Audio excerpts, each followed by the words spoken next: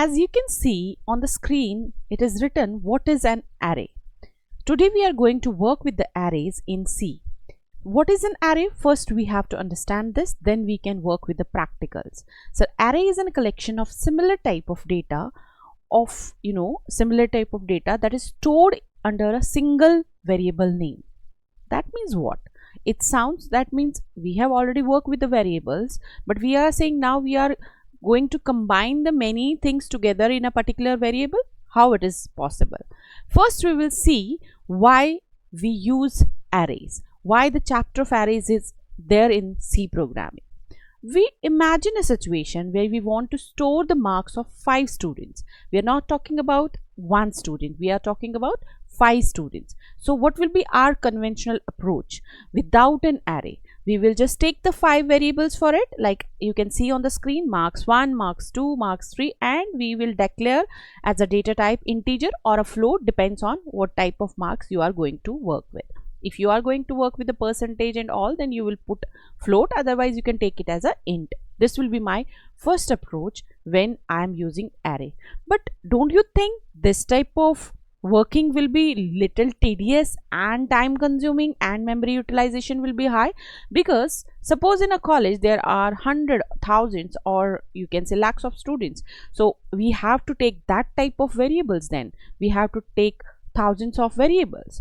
So it will increase your memory utilization and the work will be very complicated. So what will be the second scenario for us in C programming? We use the concept of arrays. Arrays says, don't worry, you just take a one variable and just put one pair of bracket with it and mention the particular width. That means how many number of students, how many number of employees, how many number of persons you want to enter. So for example, in my scenario, I have imagined that 5 students are there and I can initialize the values like this, putting a brace pair, that is one opening brace and one closing with the semicolon. So this will be a concept of an array with the help of initialization. You can use without the initialization if you want scanf concept. We had already worked with the scanf, so you know that. So we will do in that in the practical, so be there. So int marks of 5 means now there are 5 rooms for particular value. So first room will be marks of 0. So you have to always remember, array always starts with the 0 indexing. That means now the room will be allotted to the first value will be 0, second 1, third 2, then 3, then 4. That means if the limit is 5, if the elements are 5, if the students are 5, so it will start with a 0 and end with the L minus 1, that is 5, that is 4 now, isn't it? So this thing you have to always remember. In an interview they can ask you what is the limit for the array. So you have to always remember, if the number is 10, the limit will be 0 to 9. If the limit is 100, if there are 100 students, so it will be 0 to 99. So this thing you have to always remember. What is the benefit of arrays now? It is cleaner, it's faster and easy to manage, because if you compare both the examples here, without an array it will be little tedious, and with an array it will be in a one particular variable and we just have to access them. Now the question arises for us, what are the key features of an array? So you have to remember it. In C programming generally we say, because we are talking about C programming, so same data type. That means all the elements must have the same data type. That means if you are using an integer, so you have to work with the integers all, or the floats. Fixed size will be there, so you can't change it. You have to mention, if you are mentioning the 10 at the type of brackets and declaration, you have to work with that. And index, as I told you, it always array starts with the 0 and ends with, that is obvious, and will be L minus 1, where L will be the number of elements or the limit or whatever you want to go with. Then you want syntax of an array. So declaration will be as you are declaring a variable, but you have to mention how many rooms you want to. So it means you have to enter, it should not be, if you are using a same variable and you want to put the different numbers in it, so it will overwrite. Now we are putting here like this, so that means it is making the rooms for 5 persons, 5 students. So the room number 0, room number 1, room number 2, room number 3 and room number 4 will be the last one. This is the declaration. When we say initialization, so initialization part we had already seen. Now it is a syntax, and how we can access. So accessing means, or assessing, how you are pronouncing, that is your choice. So we say printf, and then we know %d is a variable, that is a specifier, and when I mention numbers of 2, that means I am accessing the variable 0, 1 and 2. That means it will give me the output for 30, as we have discussed this, right? So this is the concept of an array, how we are going to implement it. Now the question arises, in practical, how we are going to code it, how we are going to make a program in it, and how we are going to access all the things. I want to access all the things, how we are going to. So we will just jump to our programming part, and we will just see. And today we are working with single dimensional arrays. There are two types of arrays. One is called as single dimensional array, another is called as multidimensional. Multidimension consisting of 2D, 3D, that we will cover in the coming sessions. So today we are focused on single dimensional. Single dimensional means, let me take the case of a program here. Let I say, what is a program? Program is the same. Write a program to display what we had to put, marks of 10 students. Earlier we were working with the 1 student, now we are saying 10 students. So what we will do, just you have to focus here. If you want to, it should be in a decimal, you will take float. So if you want, no, there is no decimal place, there is no after point, so we just want 30, 40. We're not going to put 30.4 like that. So I'm little bit, you feel that it is a bit fast. Why? Because I always believe in clearing the logics, not to waste the time on conversations and all. So int, if I say m was a variable there, and if I say the value 5, in my case it's not 5 now, it's 10. And how I have told you that how we have to represent, you can represent the marks like this, comma like this. So you have to count. It can be any random values, any random marks you want to give to the students. So for example, how many values are there? 1, 2, 3, 4, 5, 6, 7, 8, and then you will put 9 and you will put 10. So these are the values. If the values are exactly 1, 2, 3, 4, 5, 6, 7, 8, 9 and 10. Now what do you want? You have to put at the end semicolon.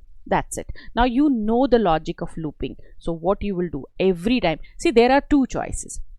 You can just go with the printf and you just say %d, and we know the /n. Oh, this is not %d, so we say /n, and every time what we will do, we will say m, and we will put a bracket. As I told you earlier, bracket is for the width. So now I say m of 0 with the semicolon. And now if I just repeat the step, this one, if I just repeat this step, I give you example, control C, and I repeat this step with the other index. So I say m of 1. In the similar manner, I repeat the step and I say m of 2. So in this way I can make 0 means 34, 1 means 67, because everyone get its index automatically whenever you declare it as an array. So if I just try to run the code, it should give me the value, first 3 values, 0, 1, 2 and 3, because /n is there, so new line will be there. So if we just go with the programming, and you will see whether we are getting the particular value or not. Yes, I am getting the particular value, but the question arises, if we have to do like this, so we can use the variables like that. Why we are using then this if I have to write each and everything like this? So we know we had a concept earlier, we work with the concept of looping. So see here, the counting is like that, counter. So wherever there is a counter, we can use the concept of looping. So we just shortcut this line. How? We say for, we say I is equals to 0, I less than 10, because I started with the 0, because index always starts in array with the 0. You have to always remember, this is an interview level question, they can ask you this. So printf, and then we say %d, as we were putting /n, %d is not there, we will say %d and comma. And what will be the value now? Earlier I was putting 0, 1, 2, 3, 4. So we know which value is, you know, for 0 1 2 3 4. So I have used I here, so I'll just put I here. That's it. This is the one thing you have to always remember. So if I just try to run the code now, the same code will be there and all the values will be in a second. Yeah, there is a one thing. See, I undeclared. This is the thing when we just, you know, go with the fast pace. So we can declare here also in Visual Studio Code. It is saying that you can declare here or you can declare it at the top of the program. So I declare the variable with the I, and now I should get exactly the output what I want. See, array do one more thing here. Array makes your program, makes your data in a contiguous manner that we have not, you know, done earlier. So you have to always remember that array will store your value in a contiguous manner. Contiguous means one after the another. If you take the, instead of this m of 10, you will take the 10 random variables. They will put the, you know, data in a random manner. Your array is taking the value in a contiguous, that is one after the another. That means if you just access its address, you will see, I'll go with that. %d is at %d location. Location means address. So we know location, how we can get the location, we know, comma, ampersand sign is for the location, m of I. M of I means now I want to get the address of each and everything, and you will see the every number will be at a, you know, particular position and with a contiguous, that means one after the another. So see, 34 is at this location, 642260. The next one will be 64, next one is 68. That means, you know, that integer takes 4 bytes, so every block is taking 4 bytes, and see, one after the another. But if you take 10 different, just try it yourself, if you take 10 different variables, m comma n comma t comma r comma any random variables, and then you print the location, you will see all the location will be different. That means your memory utilization will be high as compared to the array. So that's the one advantage of use of your array, why we are taking array, because its address location will be always contiguous, one after the another, linear, one after the another, right? This is the best part of it. Okay, this is one thing. Second thing, what we have to do today, so if this is an array and we just want that it should not be initialized, it should be scanned. So that's it. What you have to do, you just delete this part from this. Okay, put a semicolon here. Now what you will do, you will just put message here to differentiate from input to output. You will say enter the numbers, or it's marks, so you will say marks, and you will put a semicolon, and then you have to make sure that each and every element should access a particular value. There are the two choices. You can put like this, m of 0 is equals to 90, then you will say m of 1 is equals to 89, in the similar manner like in case of printf it was. So we don't want like this, because if we have to do like this, we can use the variables. So what we will do, we will say for, we know the counter, we will say I0 started with the I box, ended with the 10, and we will say I plus plus. This is the benefit of looping which you have already learned. So now I say start with the 0, end with the 10, and put the value. So how I have to put the values, we know scanf is a thing, so we will say %d here and comma, we will say m%. Earlier we were just putting m, now it's an array and it has to put each and every variable or the value at a particular location, that means at a particular index. So it should be at, first it should be at 0, next it should be at 1, next it should be at 2, next it should be at 3. So it should be replaced, that so that we can get the value at the output. So what we will do, we will just put I here. That's it. This is the change which you have to do. Hope you understand. So this is the thing. So this is the input part and this is the output part. In this way you will be able to see this. See, I have little bit zoomed it. So this is the input part and this is your output part, right? So now if you just try to run the code, if my program is right, it will ask me for the input value. So it will say input the values if the program is right, but it is saying something because %d is expected declaration something, because somewhere I have not used ampersand or somewhere I have used something else. So we will see where it is giving me the problem. So it is right, I have used this okay. I just m of 10 is fine, percent d is fine, comma m percent m of I is also fine. I just go with the program again and I'll see what was the problem. Sometimes in a compiler it's taking a random problem. Okay, it's saying undeclared. See, undeclared, the same thing which I have done earlier. Either you can declare here or you can declare it here also in Visual Studio Code. Okay, if you are using any other editor, maybe it's not possible, you just declare it at the top. So that was basically the problem, declaration problem.